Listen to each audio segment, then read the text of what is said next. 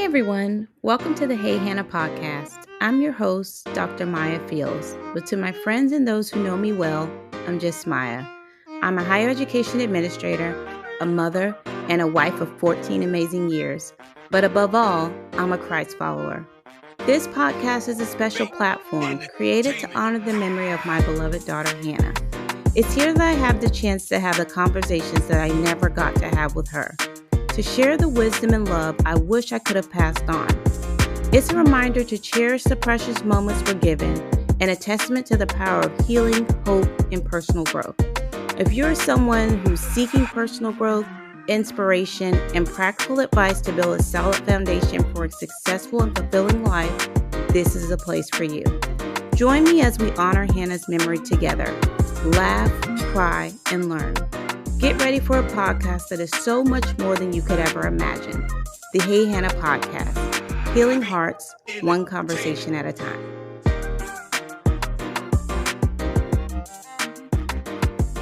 Hey everyone, welcome back to another episode of the Hey Hannah podcast. This is the very first new episode of 2025, so welcome here. If you are new, we are so glad to have you. If you've been hanging around for a while, welcome back. So glad you're still tuning in. So I am beyond thrilled to be starting this year off with you. You know, if you're anything like me, you feel that refreshed excitement when the clock strikes midnight on a new year. You know, a sense of possibilities, hope, motivation, and growth. But after all, you know, we are all created to continually grow and become better versions of ourselves. So in today's episode, I'm sharing my top 5 tips to becoming a better you in 2025.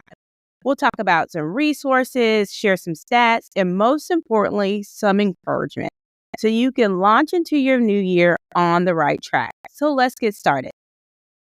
My first tip is to reflect on where you've been and set some realistic goals.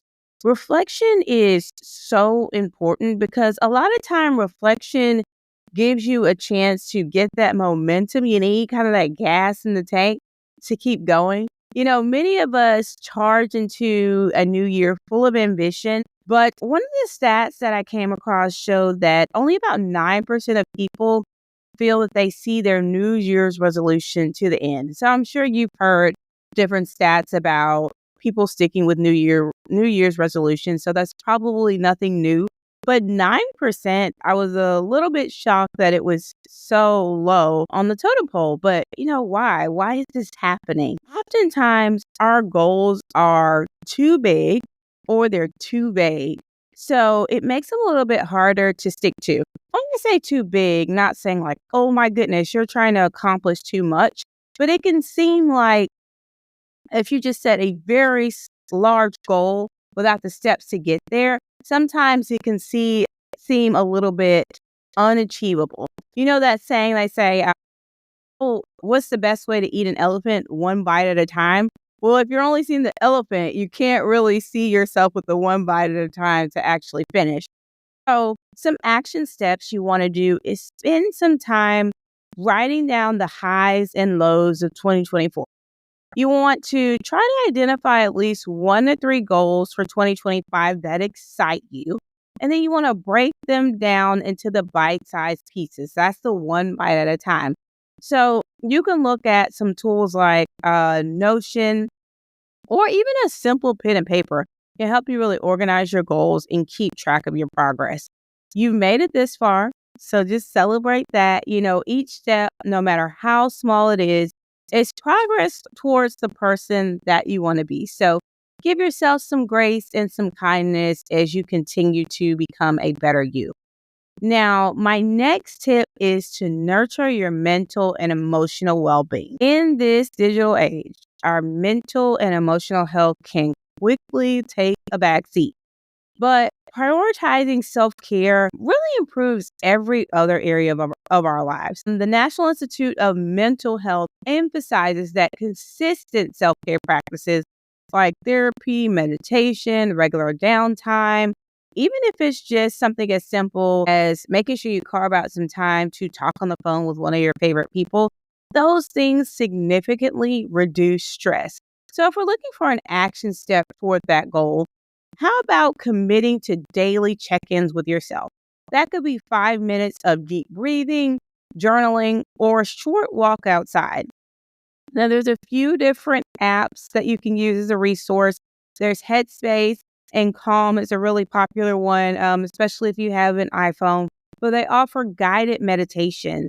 Also, BetterHelp is another resource that you may want to look into that offers some online therapy options. And just a little bit of encouragement for you as you work toward that goal. You are worthy of peace and joy. Don't forget that. So dedicate some time each day to care for your internal world. Your future self will thank you. My third tip is build healthy habits one step at a time. Healthy habits are the building blocks of long-term goals. A study from the University College of London suggests that it takes about 66 days on average to form a new habit. That may feel like a long time, but slow and steady wins the race. And if you are like me, it seems like time goes by so quickly. So I promise 66 days can really feel like it went by in just 3 sleeps. So some action steps for you. Pick one habit you want to form. Maybe that's drinking more water, going to bed 15 minutes earlier, whatever it is. But track it daily for at least 2 months. Just a resource just to kind of help you with some encouragement. There's a book called Atomic Habits by James Clear. We did this a few years ago at my job, just like as a book study, because you can use Atomic Habits. There's so many resources and tips in there that you can use from several different aspects. But we used it as a professional development opportunity. But it's an excellent read. Atomic Habits, again, by James Clear. It's an amazing book that's packed with practical tips, and the tips are about habit formation. So just a little resource for you if you're looking for some get up and go in that area. Hopefully that helps you. And just a little bit of encouragement here. Start small. It's better to do a little bit consistently than a lot sporadically. So keep that in mind as you continue to work towards your goals. My fourth tip is to embrace lifelong learning. You will hear me say this time and time again. I am a lifelong learner. I absolutely love learning new things. We never arrive. You'll hear me say that several times. Like I never feel like, I have arrived or just in a place of total knowledge. There's always more to discover, always more to learn. So continuous learning keeps us curious. It opens doors to new passions and it can help sharpen our minds. Studies even link continuous learning to reduce cognitive decline later in life. So that's definitely a great benefit. Some action steps toward that goal. Dedicate 15 to 20 minutes a day to learning. This could be reading a nonfiction book. I absolutely love reading nonfiction books. Right now, I am reading David and Goliath by Malcolm Gladwell, and it is just a wonderful read. I'm really enjoying that. But find a nonfiction book that you enjoy and take some time to read that. Listening to an educational podcast could be helpful, or even taking an online course. Coursera has a ton of free course options that you can do. YouTube even has some different options for different things you can learn online that don't necessarily cost money. Udemy is another option. And Masterclass offers courses in just about any field that you can imagine. I saw some advertisements for Masterclass, and they had so many interesting speakers over the holidays when I saw the commercials for it. So definitely another good resource to recommend. And just a little bit of encouragement for you as you work on embracing lifelong learning. Think of your mind as a garden. When you plant new seeds of knowledge and cultivate them, something absolutely beautiful is going to grow. So my last tip for you, tip number 5, is cultivate meaningful relationships. As human beings, we are wired for connection, wired for relationship, and science backs that up. I'm not just spewing information here. The Harvard study of adult development, which has been running for over 80 years, highlights how good relationships keep us happier and healthier. So as you work towards cultivating those meaningful relationships, Schedule regular, meaningful check ins, whether that's a weekly video call with a faraway friend or a weekend coffee date with someone you love.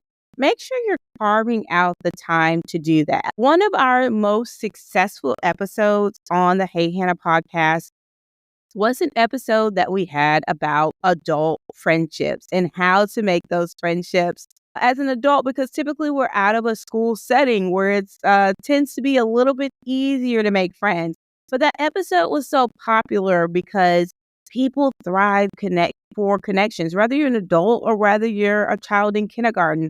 We want to have friends. We want to have people to do life with. And if you feel like, my friend circle is not exactly where I want to be, I want you to encourage you to be intentional about finding those relationships, finding your tribe, so to speak, and cultivating those meaningful relationships. So just a few resources to meet some new people with some shared interests. There's a website called meetup.com, so you can find some people who are also interested in crocheting or underwater basket weaving or cross-country running, whatever it is. But you can find a group of people who are interested in some of the same things that you are interested in. There's also local community groups, whether you're on social media, Facebook groups, Reddit. You can plug in with some different people in your community. And those platforms can also help you find other like-minded individuals, which is what you're looking for. And just a little bit of encouragement as you cultivate meaningful relationships. Investing time in people who uplift you and challenge you to grow is one of the best ways you can become your best self.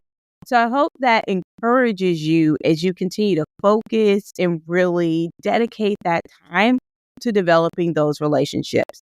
Now, as that wraps up my top 5 tips to becoming a better you in 2025, I hope today's episode has inspired you to start this year with clarity, motivation, and a renewed sense of purpose.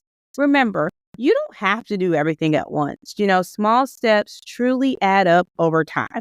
If you found this episode helpful, share it with a friend or on social media, and be sure to subscribe, to Hey Hannah Pod. We are on Instagram, Facebook, LinkedIn, and Pinterest. So wherever you get your podcasts, you'll also be able to listen to us. So make sure that you subscribe there. Let's embrace 2025 together. Cheers to all the growth, learning, and possibilities ahead. Until next time, everybody, thank you for listening and take care. And that's it. I'm out of here.